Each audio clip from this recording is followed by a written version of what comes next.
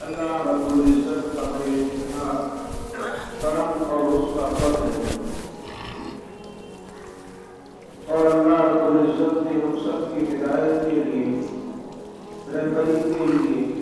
آقا مدنی جناب محمد رسول اللہ صلی اللہ علیہ وسلم کو اس دنیا کے اندر بھیجا، اور آپ کا اللہ رب العزت نے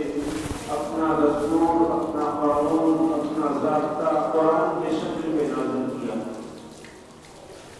قرآن کریم کی ہر آیت، ہر سورت، بلکہ پورا قرآن اللہ رب العزت کے احکامات اور اللہ رب العزت نے انسانوں کو جو عمل کرنا چاہیے اور جو عمل نہیں کرنا چاہیے، ہر ایک کو واضح انداز کے اندر بیان کیا ہے۔ قرآن کریم میں اللہ رب العزت نے مختلف انداز سے قوموں کی رہبری اور رہنمائی کے اصول اور ضابطے متعین کیے۔ اللہ رب العزت نے قرآن کریم میں کئی پیار اور محبت سے لوگوں کو سمجھایا ہے، کہیں اپنی دھمکی آمیز الفاظ کے ذریعے سے لوگوں کو ہوشیار اور متنبہ کیا ہے، کہیں اپنی رحمانیت اور رحیمیت کا واسطہ دے کر کے اللہ رب العزت نے لوگوں کو مخاطب کیا ہے۔ اللہ رب العزت نے ہر اعتبار سے، اچھے انداز سے اور اس طریقے سے سمجھا کر کے نصیحت آمیز طریقے سے قرآن کریم میں لوگوں کو سمجھایا ہے۔ پورا قرآن ہم سب کے لیے ہدایت اور روشنی کا مینار ہے۔ اللہ کے رسول صلی اللہ علیہ وسلم کی پوری زندگی، کیسے ہمیں زندگی گزارنا ہے، اللہ کے رسول صلی اللہ علیہ وسلم نے کر کے دکھلا دیا ہے۔ اصل مقصد یہ ہے کہ آج ہم جو پریشان حال ہیں، ہماری جو پریشانی کا حل ہے، اس میں قرآن اور حدیث میں مضمر چھپا ہوا ہے۔ قرآن اور حدیث سے دوری کی بنیاد پر ہم سب کی یہ پریشانی اور بے چینی ہے۔ جب یہ قوم قرآن اور حدیث سے چپٹے گی، جو بات قرآن نے کہی ہے، جو بات اللہ کے رسول نے کہی ہے، ان باتوں پر عمل پیدا ہو جائے گی، اپنی طرف سے یا اپنے بڑوں کی طرف سے جو اضافے اور زیادتیاں ہیں اس میں چھوڑ دے گی، یقیناً اس دن کامیاب ہو جائے گی۔ دین نام ہے اللہ کے رسول صلی اللہ علیہ وسلم کے طریقے کا، شریعت نام ہے قرآن کے احکام کو آقا مدنی جناب محمد رسول اللہ صلی اللہ علیہ وسلم کے بتائے ہوئے طریقے کے مطابق عمل کرنا، یہ دین ہے۔ اور بڑے سے بڑا عمل، اچھے سے اچھا عمل، اگر اس میں اللہ کے رسول صلی اللہ علیہ وسلم کا طریقہ نہیں ہے تو وہ دین نہیں ہو سکتا ہے۔ ہمارے نزدیک، دنیا کے نزدیک وہ عمل قابل مبارکباد ہو سکتا ہے، لائق تحسین اور اچھا ہو سکتا ہے، لیکن شریعت کی نگاہ میں وہ دین نہیں ہو سکتا۔ مثلا اللہ رب العزت نے دن بھر میں 5 وقت کی نماز فرض کی ہے۔ ہم میں سے اگر کوئی شخص اپنے اوپر یہ لازم کر لے کہ ہمیں 6 وقت کی نماز پڑھنی ہے، یہ دین اگر سے اس کے لیے اچھا عمل ہے، لوگ بھی کہیں کہ بہت اچھا، مسجد میں ہمیشہ رہتا ہے، لیکن 6 وقت کی نماز پڑھنا وہ دین نہیں ہے۔ فجر کی 4 رکعت ہے، 2 سنت ہے، 2 فرض ہے، ہم 2 کے بجائے سوچے 4 سنت پڑھ لیں اور فرض کے 2 کے بجائے امام صاحب 4 رکعت پڑھا دیں، ہمارا دل ہے، ہماری خواہش ہے تاکہ ہم اور اللہ کے سامنے گریہ وزاری کرنے والے ہو جائیں۔ میرے بھائیوں، یہ دین اور شریعت نہیں ہے، بلکہ آپ کی جو 2 رکعت وہ بھی غائب ہو جائے گی، چاہے 2 رکعت سنت رہی ہو یا 2 رکعت فرض رہی ہو، اور اللہ کے نزدیک آپ قابل مقبول، اللہ کی نگاہوں سے گر جائیں گے۔ اللہ کی نگاہ میں آپ قابل اعتبار نہیں، بلکہ اللہ رب العزت کی نگاہ میں قابل ملعون ٹھہریں گے، اللہ کی آپ پر لعنت ہوگی۔ اس لیے دین نام ہے، شریعت نام ہے قرآن پر عمل کرنے کا، آقا مدنی جناب محمد رسول اللہ صلی اللہ علیہ وسلم کی ایک ادا، ایک سنت پر عمل کرنے کا۔ اللہ کے رسول جب اس دنیا سے رخصت ہو رہے تھے تو اللہ کے رسول نے یہ وصیت کی تھی کہ میں اس دنیا سے رخصت ہو رہا ہوں، لیکن تمہارے سامنے 2 چیز چھوڑ کر کے جا رہا ہوں، تم کبھی گمراہ نہیں ہوگے، راستے سے نہیں بھٹکو گے، اس میں سے دونوں چیزوں میں سے پہلی چیز کتاب اللہ، اللہ کی کتاب ہے، اس کو پڑھنا بھی، اس کو سمجھنا بھی اور اس کے مطابق عمل کرنا، اور دوسری سنتی میرا طریقہ ہے، میرا بتایا ہوا طریقہ۔ میں نے 63 سال جو زندگی گزاری ہے، ایک ایک لمحہ، ایک ایک پل،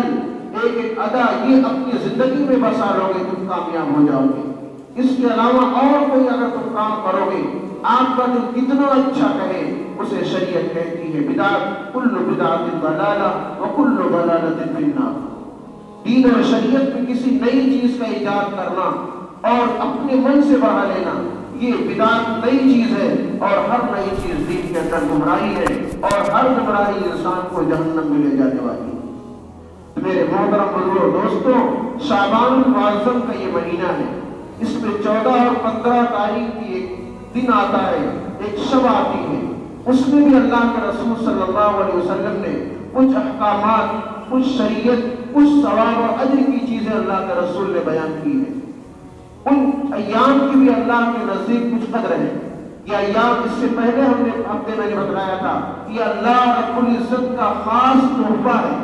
خاص مہربانی ہے کہ اس امت کو اللہ رب العزت نے نوازا ہے ان ایام کو دے کر کے، کہ جمعے کی فضیلت اور دنوں کے بنسبت جیسے بہتر ہے، ایسے ہی جمعے کی نماز اور جمعے کا دن دوسرے جمعے کے بیچ کے لیے کفارہ ہوتا ہے۔ ایک رمضان سے دوسرے رمضان تک کے بیچ کا جو ایام ہوتا ہے، یہ رمضان کفارہ بنتا ہے۔ ایسے مختلف ایام، رمضان کے روزے، دیگر ایام میں جو اللہ کے رسول صلی اللہ علیہ وسلم نے جو روزے بتلائے ہیں، وہ انسان کی بدعمالیوں کا کفارہ ہوتے ہیں، بدعمالیوں کو مٹاتے ہیں، انسان کے گناہوں کو معاف کرتے ہیں۔ یہ اللہ رب العزت کی رحمانیت اور رحیمیت کا مظہر ہے۔ 14 اور 15 شعبان کی کیا حقیقت ہے، اس کی کیا حیثیت ہے، اس کو جب ہم آقا مدنی جناب محمد رسول اللہ صلی اللہ علیہ وسلم کے بتائے ہوئے طریقے کے مطابق گزاریں گے، یقیناً اس سے ہمیں خوب فائدہ ہوگا، اس کا اجر و ثواب ہمیں ملے گا۔ لیکن اگر ہم من مانی، اپنی مان کر کے زندگی گزاریں گے اور اپنے من سے کام کریں گے، یقیناً وہ چیز ہمارے لیے باعث اجر و ثواب نہیں ہوگا۔ 14 اور 15 شعبان کی کیا حقیقت ہے، اس کے اندر میں نے بتایا کہ دین اور شریعت اللہ اس کے رسول صلی اللہ علیہ وسلم کے طریقے کا نام ہے۔ بعض لوگ اس میں بھی بے اعتدالی کرتے ہیں اور بعض لوگ اعتدال سے حد سے زیادہ تجاوز کرتے ہیں، دونوں غلط ہے۔ بعض لوگ اس ایام کی قدر ہی نہیں مانتے، ان کی کوئی حیثیت اور کوئی فضیلت نہیں ہے۔ بعض ہیں جو ان کی حقیقت اور فضیلت میں اس حد تک غلو کرتے ہیں، اس حد تک چلے جاتے ہیں کہ وہ اپنے من کی شامل کر لیتے ہیں جو قرآن اور حدیث سے ثابت نہیں ہے، جس کو کہ اللہ کے رسول صلی اللہ علیہ وسلم نے، صحابہ کرام نے نہیں کیا۔ متعدد کتابوں کے مطالعے سے یہ بات معلوم ہوئی، تقریباً 17 یا 18 صحابہ کرام سے مروی اور ثابت ہے اللہ کے رسول صلی اللہ علیہ وسلم نے 14 اور 15 شعبان کی حقیقت کو بیان کیا ہے۔ یہ ایام باعث اجر و ثواب ہے، لیکن وہ ترتیب کیا ہے، وہ عمل کیا ہے؟ اللہ کے رسول صلی اللہ علیہ وسلم نے بعض روایتوں سے معلوم ہو، حضرت علی رضی اللہ عنہ کی روایت میں اللہ کے رسول صلی اللہ علیہ وسلم نے فرمایا کہ یہ ایام اللہ کے نزدیک بڑے مقبول ہیں، ان ایام میں اللہ رب العزت کی جانب سے مغفرت کے پروانے ہوتے ہیں، ان ایام میں، اس رات میں اللہ رب العزت کی جانب سے جہنم سے خلاصی کا ہدیہ پیش کیا جاتا ہے، ان ایام میں، اس رات میں اللہ رب العزت مصیبت اور پریشان حال کی پریشانیوں کو دور کرتے ہیں۔ یہ ایام اللہ رب العزت کے نزدیک بڑے قابل قدر ہیں، اور صحابہ کرام نے، اور اس طریقے سے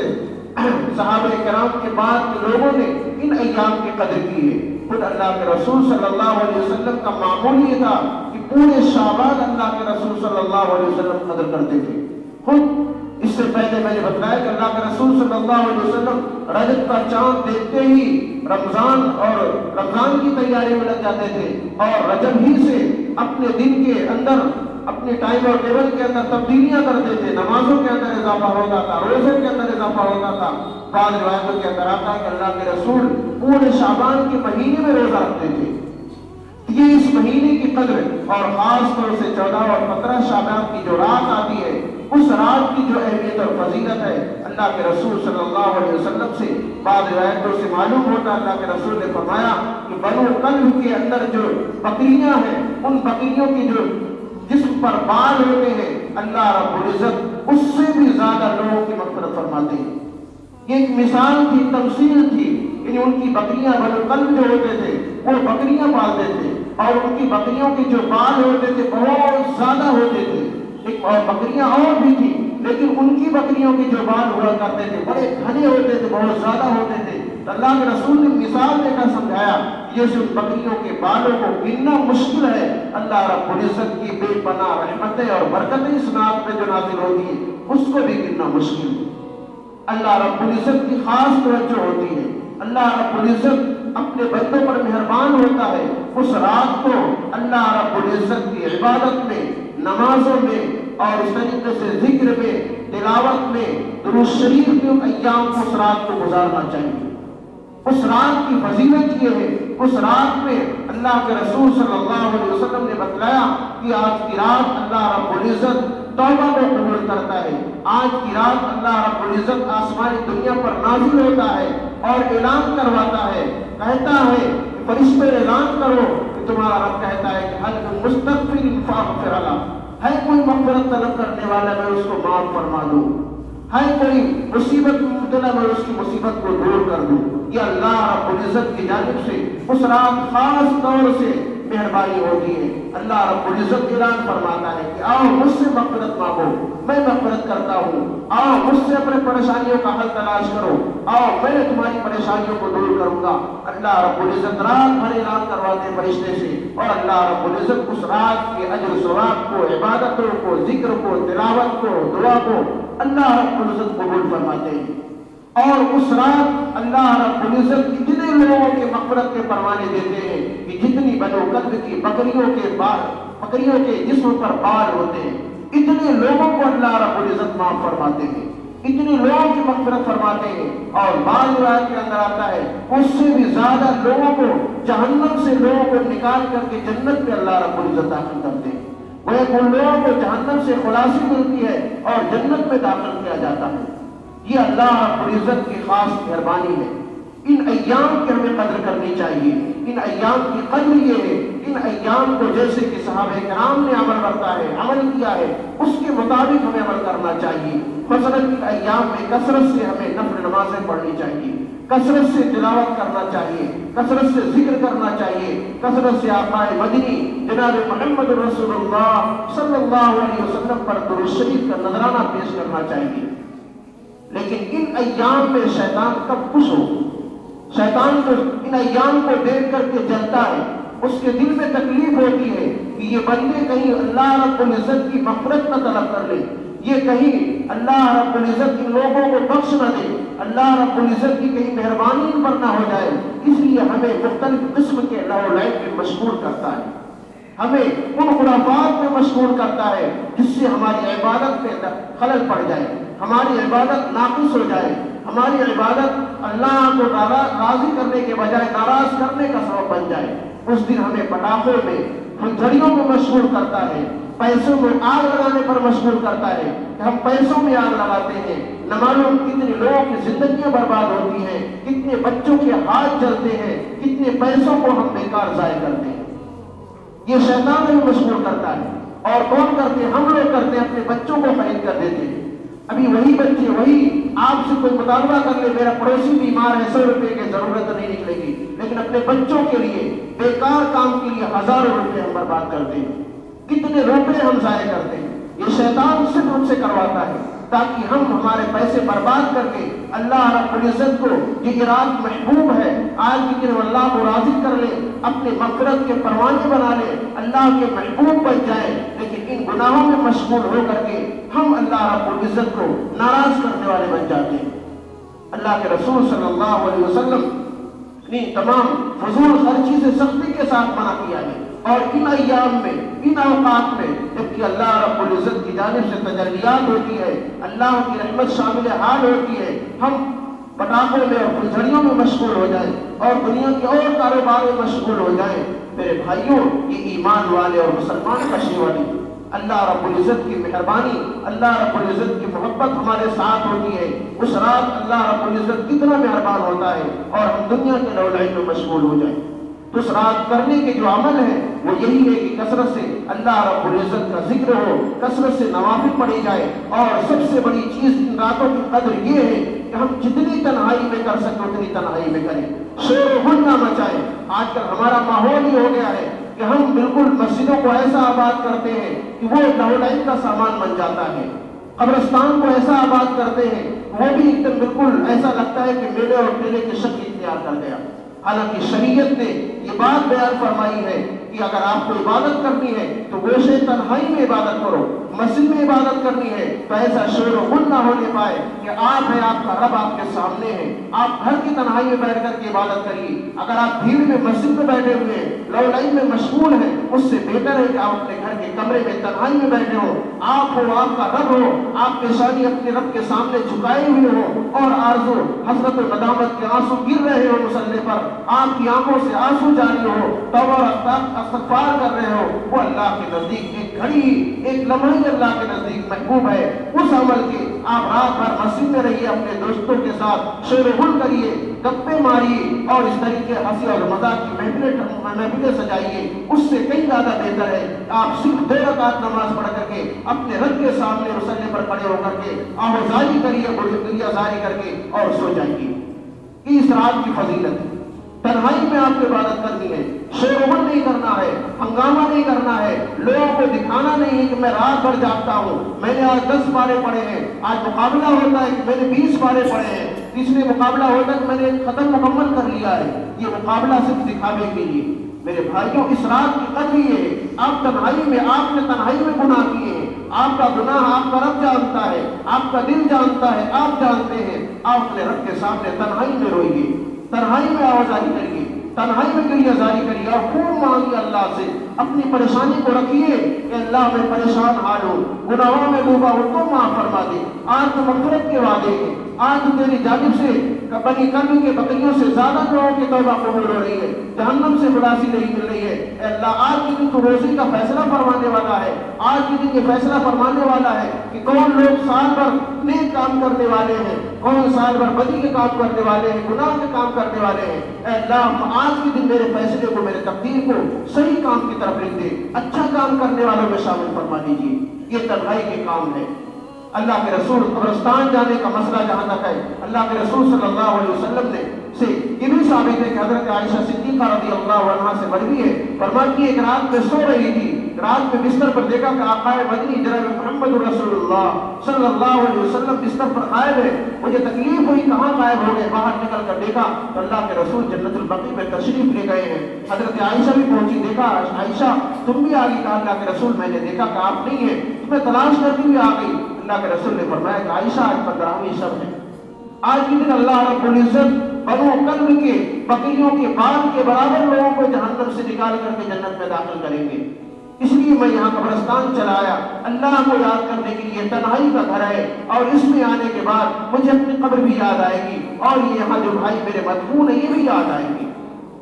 اس لیے اگر کوئی شخص قبرستان اس نیت سے جاتا ہے کہ میرے آقا جناب محمد رسول اللہ صلی اللہ علیہ وسلم کی ایک سنت ہے، میرے آقا بھی تشریف لے گئے تھے، میں اس لیے جا رہا ہوں، اس لیے نہیں کہ تاکہ وہاں سب جا رہے ہیں میں بھی اس لیے جا رہا ہوں، میرے آقا کی ایک سنت ہے اس لیے میں جا رہا ہوں۔ اور زندگی میں اللہ کے رسول صلی اللہ علیہ وسلم نے صرف ایک مرتبہ یہ قصہ پیش آیا حضرت عائشہ سے، ہر سال نہیں، صرف ایک مرتبہ، لیکن اگر آپ جا رہے ہیں صرف اس نیت سے میرے آقا کی سنت ہے تب تو آپ کو اجر و ثواب ملے گا، لیکن صرف اس لیے کہ وہاں بہت سارے لوگ جا رہے ہیں ہم بھی چلیں، اللہ کے رسول تنہائی میں گئے، اکیلے گئے، کسی کو بتا کر نہیں گئے، دوستوں کو لے کر نہیں گئے۔ حضرت ابوبکر صدیق رضی اللہ عنہ، آپ کی بیوی حضرت عائشہ بغل میں ہے، حضرت عمر فاروق، حضرت عثمان غنی، حضرت علی سب کے موجود ہیں اللہ کے رسول صلی اللہ علیہ وسلم کے لیے کسی کو لے کر دیں گے، تبھی تنہائی گئے۔ کیوں؟ اس لیے کہ تنہائی میں جب انسان جائے گا تو اس کو اپنی آخرت یاد آئے گی، اپنی قبر یاد آئے گی،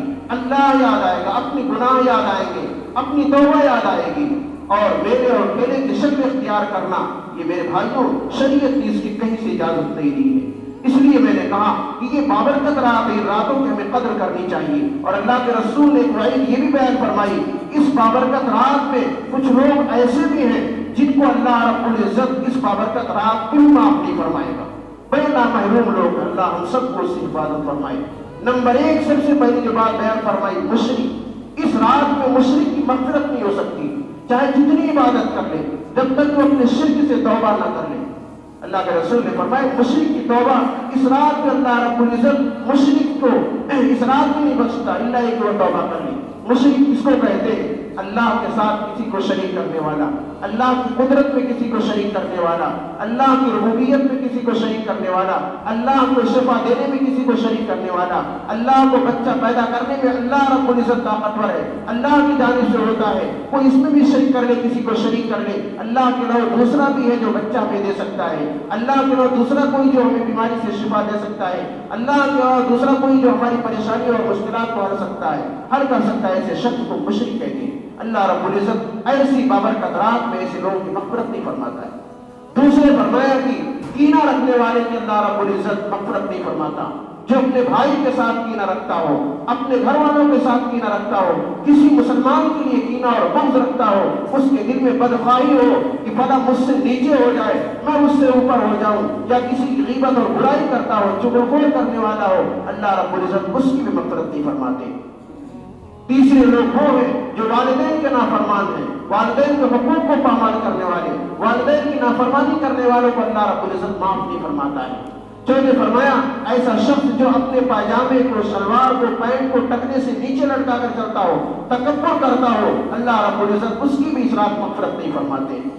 ऐसे फरमाया गीबत करने वाले की अल्लाह रब्बुल इज़्ज़त इस रात मग़फ़िरत नहीं फरमाते हैं। ताल्लुक़ को तोड़ने वाले को, यानी जो ताल्लुक़ को तोड़ता हो, उसकी भी अल्लाह रब्बुल इज़्ज़त इस रात मग़फ़िरत नहीं फरमाते हैं। मेरे भाइयों, अल्लाह रब्बुल इज़्ज़त हम सब अल्लाह रब्बुल इज़्ज़त से दुआ करें, अल्लाह हम सबको इन तमाम बीमारियों से महफूज फरमाए, इन तमाम गुनाहों से महफूज फरमाए। अल्लाह रब्बुल इज़्ज़त हम सबको सही तरीके से ज़िंदगी गुजारने वाला होकर गुजारने वाला बना दे। मेरे भाइयों, अगर किसी के अंदर ये कमियां हैं, ये खामियां हैं, हर इंसान को उससे तौबा और इस्तिग़फ़ार करना चाहिए। कहीं ऐसा ना हो अल्लाह रब्बुल इज़्ज़त हम सबको ऐसी बाबरकत रात, ऐसी रहमत वाली रात में अल्लाह रब्बुल इज़्ज़त की रहमत से महरूम हो जाएं। मेरे भाइयों, हमें ये करने की चीजें हैं कि उस रात में एक बात और है कि अल्लाह रब्बुल इज़्ज़त अल्लाह के रसूल की जानिब से उस रात कोई खास इबादत मक़बूल नहीं है कि इस तरीके से नमाज पढ़ी जाए, इस तरीके से तिलावत की जाए, इतना जिक्र किए जाए, इतना दुरूद शरीफ पढ़ा जाए, इतने पारे पढ़े जाए, या इन आयतों में, इन नमाजों में ये सूरतें पढ़ी जाए। हाँ, अगर आप पढ़ सकते हैं तो सलात और तस्बीह पढ़ सकते हैं, और नफ़ल के लिए चाहे जितनी आप जो सूरतें चाहे लंबी लंबी सूरतें पढ़ सकते हैं। पारे कुरान की भी कोई कैद नहीं, जितना आप तिलावत करना चाहें कर सकते हैं। दुरूद शरीफ की कोई कैद नहीं कि आप 1000 2000, बल्कि आप जितना पढ़ना चाहें, आपके दिल में जब तक मोहब्बत आ रही है, आपका दिल जब तक मुतमईन है, और आप पढ़ते चले जाइए, जिक्र करिए, तिलावत करिए। कोई खास इबादत अल्लाह के रसूल सल्लल्लाहु अलैहि वसल्लम से मरवी नहीं है, और ना बात के सहाबे किराम से मरवी है। हाँ, अल्लाह के रसूल सल्लल्लाहु अलैहि वसल्लम से जो बात साबित है वो सिर्फ ये है कि ये रात इबादत की रात है, ये रात बंदगी की रात है, ये रात जिक्र की रात है, ये रात तिलावत की रात है, ये रात अल्लाह को राज़ी करने वाली रात है। इस रात में हमें अल्लाह को राज़ी करना है और अपने गुनाहों को धुलने की रात है, अपनी मग़फ़िरत तलब करवानी है, और अपने आप को अल्लाह के सामने पेश कर देना है, अपने गुनाहों को लेकर के, अपनी बदआमालियों को लेकर के कि अल्लाह हम बड़े गुनहगार हैं, खताकार हैं, हमेशा गुनाह होते रहते हैं, अल्लाह हम सबकी मग़फ़िरत फरमा दे और अपनी भी मग़फ़िरत फरमाए, और अपने जो इस दुनिया से रुखसत हो गए भाई उनके लिए दुआ करें, और हर एक मुसलमान के लिए दुआ करें, बिलखुसूस अपने मुल्क हिंदुस्तान के लिए भी दुआ करें कि अल्लाह मुल्क के अंदर कितने आजमाइशें हैं मुसलमानों के लिए, कि अल्लाह आसान फरमा दे, इस मुल्क के अंदर प्यार और मोहब्बत भाईचारे कायम फरमा दे। ये रात ऐसी रात है जो मांगेंगे अल्लाह रब्बुल इज़्ज़त हमें देगा। अल्लाह रब्बुल इज़्ज़त से दुआ है कि अल्लाह हम सबको उस रात की कदर करने की तौफीक अता फरमा। आक़ाए मदनी जनाब मोहम्मद रसूलुल्लाह सल्लल्लाहु अलैहि वसल्लम ने जैसे उस अय्याम को गुजारा है, सहाबे किराम ने जैसे गुजारा है, उस तरीके से हमको भी गुजारने की तौफीक अता फरमा। दुनिया के रसूमात से, दुनिया की फजूल खर्ची से और दुनिया के खुराफात से हम सब की हिफाजत फरमा, और अल्लाह रब्बुल इज़्ज़त उस रात हमसे ऐसे अमल करवा ले जिससे अल्लाह रब्बुल इज़्ज़त राज़ी हो जाए, हम सब की मग़फ़िरत हो जाए, और हमारे मुल्क में अमन व अमान और प्यार और मोहब्बत कायम हो जाए। आमीन। व आखिरु दअवाना अल्हम्दुलिल्लाहि रब्बिल आलमीन। जो हज़रात Subscribe now and press the bell icon. Never miss an update.